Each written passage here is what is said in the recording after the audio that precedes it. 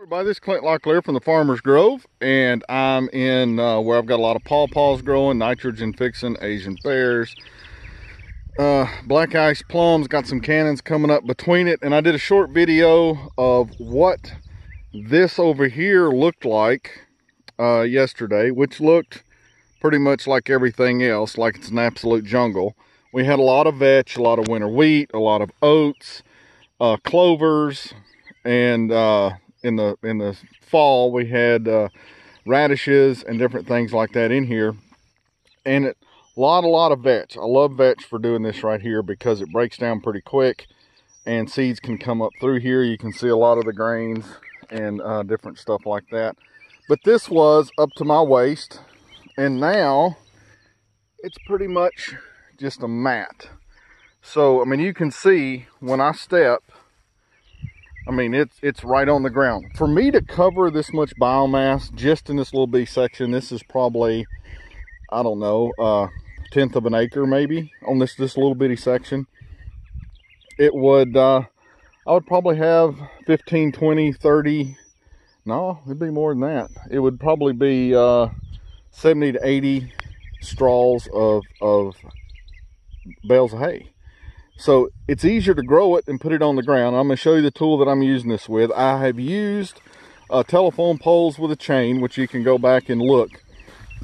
But the new crimper does a lot better, and it's got a few extra parts with it that I want to show you. It's hard to see on 2D. But the paddles we use is a little bit different than a regular cover crop crimper, and we're doing that for a purpose. Now I've pulled that back, and the weight of the machine I'm going to show you, which we can make it heavier with waters, designed that way. These paddles go in the ground and they make these indentions, and a lot of times when you're talking about something that's going to make indentions in the ground as far as water harvesting, it's called imprinting. So underneath all of this, there are thousands and thousands and thousands of these little divots that the way the wheel goes, it flips the dirt out and it cuts and shoves the biomass into these divots. So it's hard for water to run over this ground because it has all of these divots. Every one of those are going to have to fill up before it can continue to go on. So there's, even in this little bitty section, there's tens of thousands of them in here. And so that imprinting is very nice. The crimper, unlike the poles, doesn't just knock it over by rolling over it. It actually crimps every 6 inches and cuts stuff instead of just rolling it over with brute force. And I'm going to show you the machine to do this because it's a really cool design that a friend of mine made for me. This is what I'm calling the zombie crimper, just because I'm a Walking Dead fan, and if zombies ever show up, I could probably get some work done with that back there. This is pretty big. I pull it with my Jeep. I do not have a tractor. It's just a piece of equipment I don't want to have to deal with. But he took the frame off an old implement, and he put a new head, which is 2 5/8, and he's got it where I can move it up and down. This is heavy. It's not like something you're going to move around like a boat.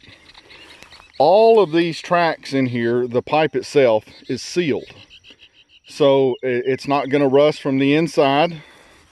He really put a lot of thought in making this thing last forever. This roller is 1 inch thick pipe that has plugs on it that I can fill that up with water for extra weight. Now I haven't had to do that yet, so I've not added any water because it's plenty heavy enough.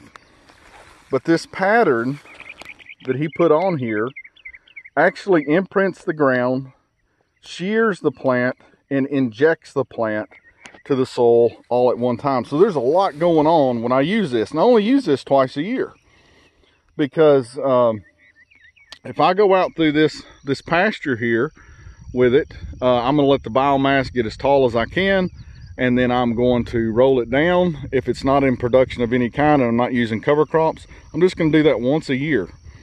But it lays down this mat that it's just cost prohibitive to get that type of mulch on the soil. But this is the cover cropper. Most of them, when you see them, they have bars that kind of come down in a V, and it's all one place.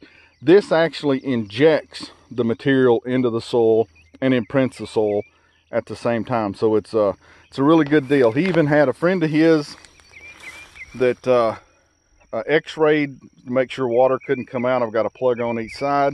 It's very simple. Just hook it up to the Jeep. A truck, I don't know if a four-wheeler could pull it. It'd probably overheat even a you know, one of the big Kubotas. I'm not sure. It's probably 10 foot long, and it's built for way more than I'll ever use it, which is a smart thing to do.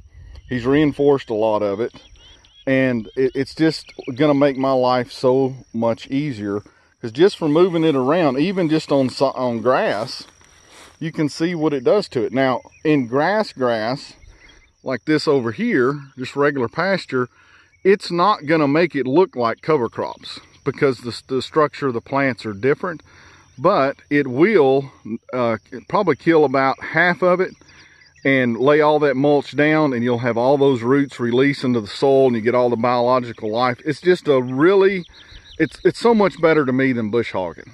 It really is. Plus, there's nothing here with a motor or fuel or something I got to do really maintenance on. The only maintenance I have to do with this is on the bearings here. Is once a year he told me to make sure it's fully greased. That's it. So this is what we're using now on the Farmer's Grove to build soil.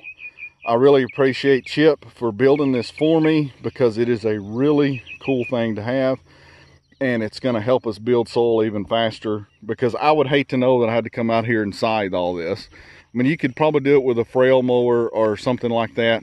But this is just simple, it's easy, and it harvests the water all through the pastures.